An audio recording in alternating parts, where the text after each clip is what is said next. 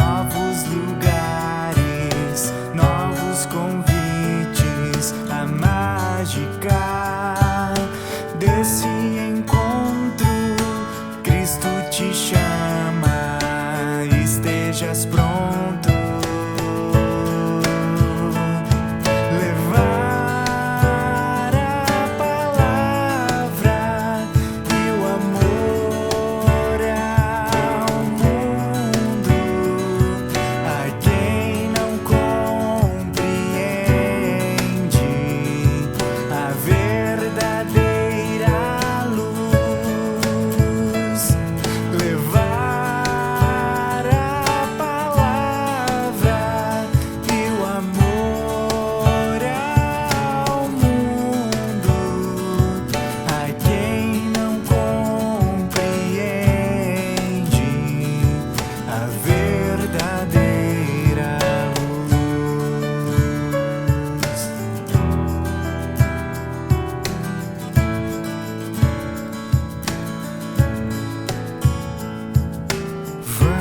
A luta, somos irmãos, jovens de hoje, buscando união, fazendo de Cristo o nosso espelho. Ele é muito sábio em seu conselho.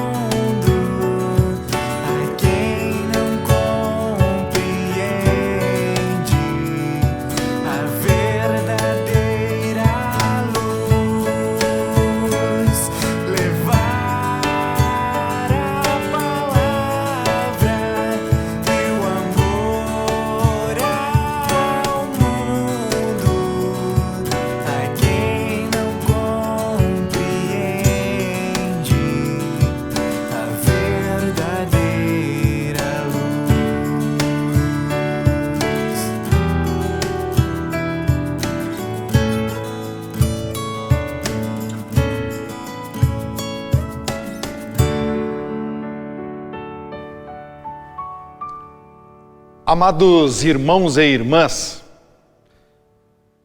dos mais distantes rincões de nossa pátria, que neste momento estão nos ouvindo, quando trazemos até vocês a palavra do Todo-Poderoso Deus, o Deus que nos criou e nos mantém, o Deus que se manifestou plenamente através de sinais, prodígios e milagres em Cristo Jesus, nosso Salvador, o Deus que santifica as nossas vidas, iluminando-nos pelo seu Santo Espírito.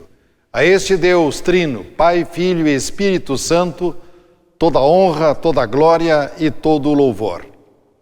Que Deus abençoe este momento, quando nós queremos trazer até vocês uma palavra que não é nossa, mas do próprio Deus, que está registrada no livro de Efésios, capítulo 1, versículos 3 a 14, onde lemos: Bendito o Deus e Pai de nosso Senhor Jesus Cristo, que nos tem abençoado com toda sorte de bênção espiritual nas regiões celestiais em Cristo, assim como nos escolheu nele antes da fundação do mundo, para sermos santos e irrepreensíveis perante ele em amor.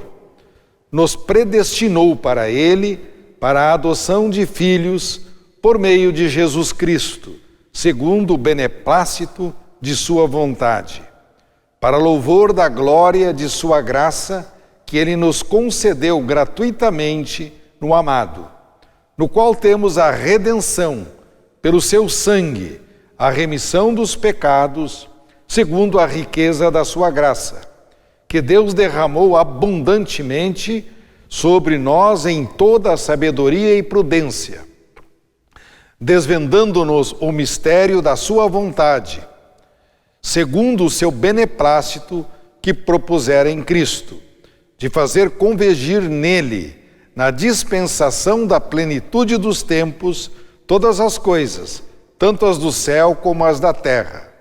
Nele, digo, no qual fomos também feitos herança, predestinados, segundo o propósito daquele que faz todas as coisas, conforme o conselho da sua santa vontade, a fim de sermos, para louvor da sua glória, nós que de antemão esperamos em Cristo, em quem também vós, depois que ouvistes a palavra da verdade, o evangelho da vossa salvação, tendo nele também crido, fostes selados com o Santo Espírito da promessa, o qual é o penhor da nossa herança, até o resgate da sua propriedade, em louvor da sua glória. Amém. Que Deus abençoe abundantemente esta palavra no coração de cada um de vocês. Louvo e agradeço ao nosso Deus pelas palavras que Ele colocou no meu coração e eu pude transcrevê-las aqui e registrar para vocês. Vamos ouvi-las com toda a atenção. Cristo, o autor da nossa salvação. Cristo, aquele que preenche tudo em todos. Amados irmãos e irmãs, em Cristo, nosso único Salvador. A carta dirigida ao povo de Éfeso, seja por Paulo, apóstolo, ou outros discípulos, caracteriza detalhadamente em toda a sua extensão, nos 6 capítulos, tudo o que Deus fez por nós em seu plano redentor em Cristo, para nos redimir, resgatar e salvar. Ela nos diz como Deus dirige e orienta a nossa nova vida como salvos, como Ele, pelo seu poder e misericórdia, nos justifica, isto é, nos torna justiça.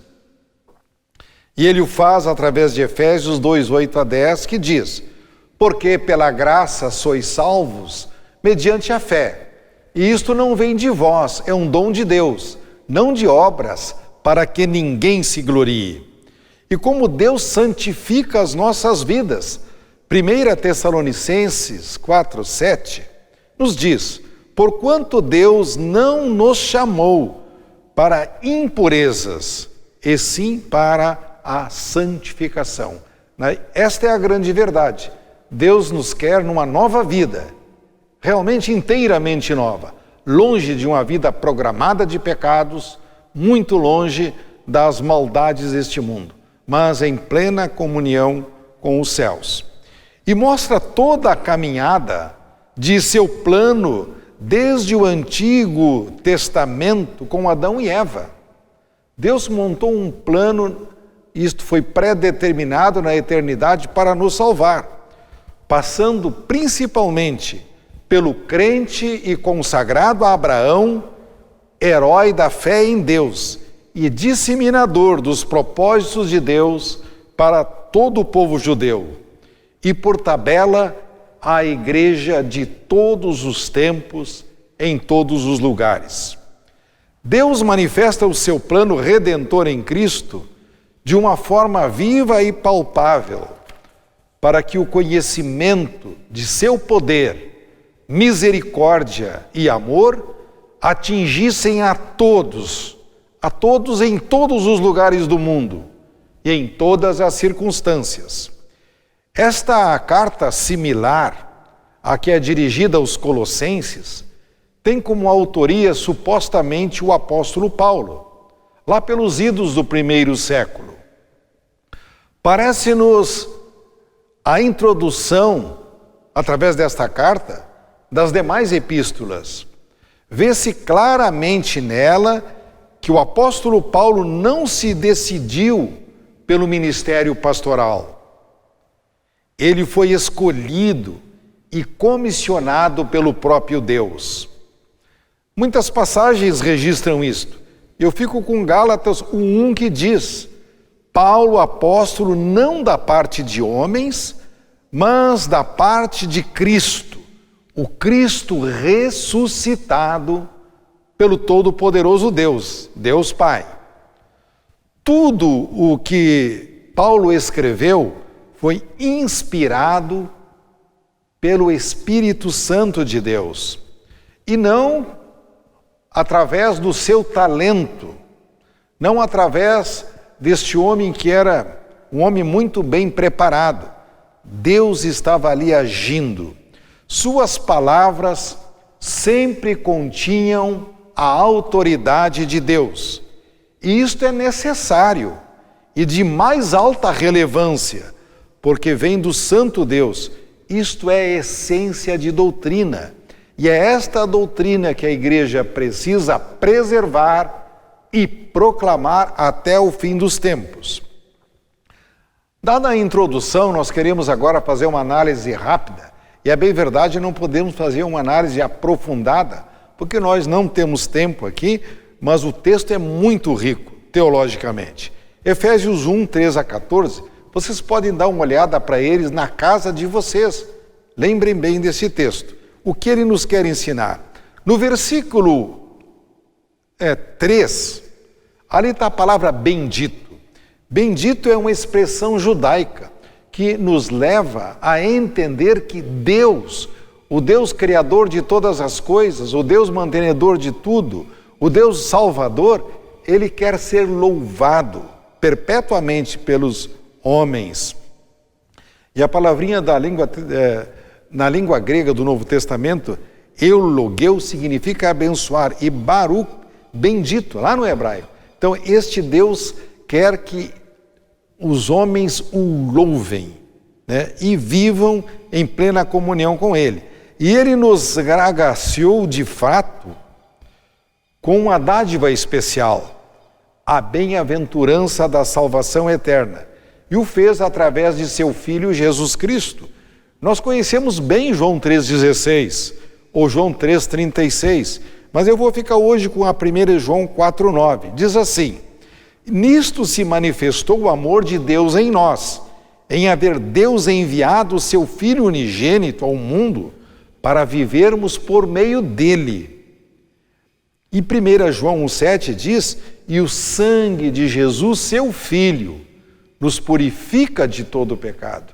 E também em Efésios 2,1 e diante diz: ele vos deu vida, estando vós mortos em vossos delitos e pecados. Eu gosto muitíssimo desse versículo. Jesus trouxe vida nova, introjetou vida na nossa vida, fez de nós novas criaturas para vivermos em comunhão com Ele. E isso é muito importante. E 1 João 5,12 diz: aquele que tem o Filho tem a vida, mas aquele que não tem o Filho de Deus não tem a vida. Gente, quando eu li este versículo e entendi que devia colocá-lo aqui, eu pensei muito, a igreja foi chamada para ser missionária.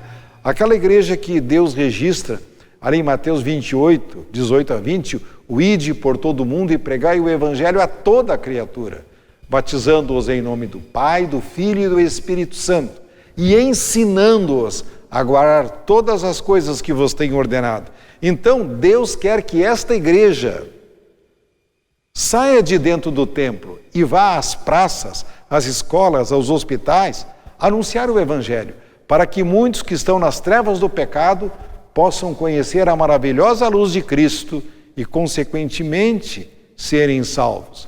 E eu lembrei de uma história, pouco depois, e no mesmo período entre Primeira e Segunda Guerra Mundial, quando o mundo estava sendo machucado já pelo comunismo, a igreja na Rússia estava lá em concílio tratando de cor de estola de pastor e de padre, cor de batina, quando assuntos preementes estavam sendo discutidos lá fora a respeito da fé cristã. A igreja precisa estar lá fora proclamando a salvação que há no nome de Jesus, as virtudes de Jesus. E outro texto diz assim: aquele que tem sede, venha a mim, e quem quiser receba de graça a água da vida. E nós sabemos em João 4,14 que a água da vida é Cristo. Ele é o caminho, a verdade e a vida. E ninguém vem ao Pai senão por Cristo. Não existem atalhos, não existem outros caminhos, não existem meias ou falsas verdades. Há uma verdade que é Cristo e somente Ele tem as palavras da vida eterna. E isso precisa ser introjetado no coração e na mente das pessoas, por nós porta-vozes de Jesus. Desde o primeiro pecado de Adão e Eva, Deus prometeu o Salvador Jesus. E ao longo dos tempos, age com sua graça e misericórdia, oferecendo perdão, uma nova chance, reconciliação, um novo recomeço. E em Deus nós podemos confiar. Ele é o Deus das verdades eternas, o Deus de Abraão, de Isaac e Jacó, o Deus de vivos, o Deus de todos os cristãos que vem a nós hoje, através da palavra anunciada, é através dos santos sacramentos. Nós somos, de fato, como Paulo o foi, frutos de uma escolha desde a fundação do mundo, para vivermos por meio dele, Cristo, para ele e para o seu povo. Diz o texto ali, de 3 a 5, fomos predestinados, isto é, assinalados de antemão é a tradução correta, marcados, ungidos, escolhidos, para a adoção de filhos, por meio de Jesus. Esta foi a maneira da escolha. Cristo, nosso Redentor, e o seu plano de salvação é que nos move a vivermos uma vida em comunhão com Deus. Nossa redenção não veio através de ouro ou prata, diz 1 Pedro 1, 18 e 19, mas pelo sangue de Cristo derramado lá na cruz do Gólgota, como está em 1 João 1,7, onde foi desvendado o mistério do seu plano resgatador. Este plano que é muito esclarecido em João 1 a 14, aquele texto que vocês podem dar uma olhada em casa, com toda tranquilidade. O início diz assim: no princípio era o Verbo, e o Verbo se fez carne e habitou entre nós, cheio de graça e de verdade, e nós vimos a sua glória, a glória como do unigênito do Pai.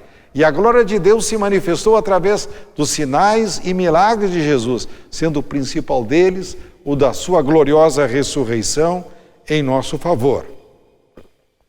O versículo 12 evidencia o propósito de Deus. Qual é o propósito de Deus para as nossas vidas? Louvá-lo perpetuamente, servi-lo fielmente e testemunhá-lo ao mundo. Este, irmãos e irmãs, e vocês podem ler em casa o versículo 13 e 14, que diz: em quem também vós, depois que ouvistes a palavra da verdade, o evangelho da vossa salvação, tendo nele também crido, fostes selados com o Santo Espírito da promessa, o qual é o penhor, isto é, a garantia da nossa herança, até o resgate da sua propriedade em louvor da sua glória. Está aqui na Bíblia Sagrada. Irmãos, este é um maravilhoso processo da nossa salvação. Jesus veio ao mundo e morreu por causa dos nossos pecados, mas ele não ficou na morte, isto que nos alegra. Ele não ficou na morte como um herói morto. Nós vimos muitos homens que fizeram coisas até bonitas, mas morreram e tchau. Por exemplo, Krishna, Buda, Maomé, o japonês Taniguchi e assim por diante. Cristo foi diferente. Ele ressuscitou. Ele ressurgiu para a nossa justificação. Isto é, fez-se justiça por nós e para nós. E também para vivermos uma vida santificada por meio dele. É da vontade de Deus que os cristãos sejam de fatos diferentes. Não adianta eu dizer que sou cristão e viver como o mundo vive. Precisamos estar conscientes, e esta consciência vem pela comunhão com os céus, com Deus, que nós não podemos viver no mundo da pecaminosidade, no mundo programado de pecado, no mundo que está infeccionado pelo mal, pelo pecado, mas vivermos em Cristo. Isto é uma Bíblia aberta para que as pessoas procurem conhecer quem é Jesus Cristo. E Deus nos regenerou com o sangue de Cristo, não para sermos espectadores do Evangelho. Eu ainda afirmei esses dias, a Igreja de Cristo não tem arquibancadas, a Igreja de Cristo não tem aramados, mas para sermos praticantes, operantes, serviçais, testemunhas do amor e do poder de Deus, guardadores da fé. Que bênção sermos guardadores da fé. Por isso fica o convite bíblico. Portanto, meus amados irmãos, sede firmes e inabaláveis, e sempre abundantes na obra do Senhor, sabendo que no Senhor o vosso trabalho não é vão. 1 Coríntios 15, 58. E lembremos sempre, Cristo nos deu vida, estando nós mortos em nossos delitos e pecados. Efésios 2:1. Falemos isso ao mundo. Vivamos de tal forma que o mundo possa procurar a salvação que há no nome de Jesus. Jesus nos pede isso. Isto transforma vidas, isto salva. E nós fomos escolhidos por Jesus para falar das suas misericórdias, do seu perdão e da salvação que há no seu santo nome. Amém. Amados irmãos e irmãs, nós queremos dirigir ao nosso Deus em oração, suplicar-lhe que Ele continue manifestando o seu amor e a sua misericórdia para conosco, dando-nos vida nova e perdão e fazendo de nós criaturas verdadeiramente novas, que falam do Evangelho através da sua vivência cristã, do seu testemunho ao mundo e da palavra brotada da Escritura Sagrada. Nós vamos dirigir a Deus em oração. Querido Deus e Pai, olha por todos nós, teus filhos, e faz-nos permanecer firmes e inabaláveis na fé, te servindo com fidelidade, sabendo que tudo vem de ti, até a nossa salvação vem das tuas mãos generosíssimas. Abençoa a tua igreja ao proclamar o teu evangelho. Abençoa os teus filhos para que eles não sejam apenas ouvintes, mas praticantes da palavra. E que possamos levar esta palavra para os hospitais onde tem muitas pessoas sofrendo, as praças públicas e em todos os locais, em nossos locais de trabalho, as pessoas que nós encontrarmos pela frente. Abençoa, Senhor Deus, a todos que estão enfermos, todos que têm necessidades enormes. Quantos membros da tua igreja neste mundo hoje passam dificuldades que nós nem sabemos a proporção. Nós nos lembramos hoje aqui também de muitos amados irmãos que são pregadores da tua palavra e hoje estão precisando muito de um abraço teu, de uma palavra tua, como o pastor Jackson Coelho e a sua família. Senhor Deus, tem misericórdia dele e proporciona que ele possa melhorar e poder anunciar este teu evangelho ainda por muitos anos. E tantos outros que sofrem. Nós não podemos esquecer também o nosso presidente da República, o senhor Jair Bolsonaro, que está enfermo.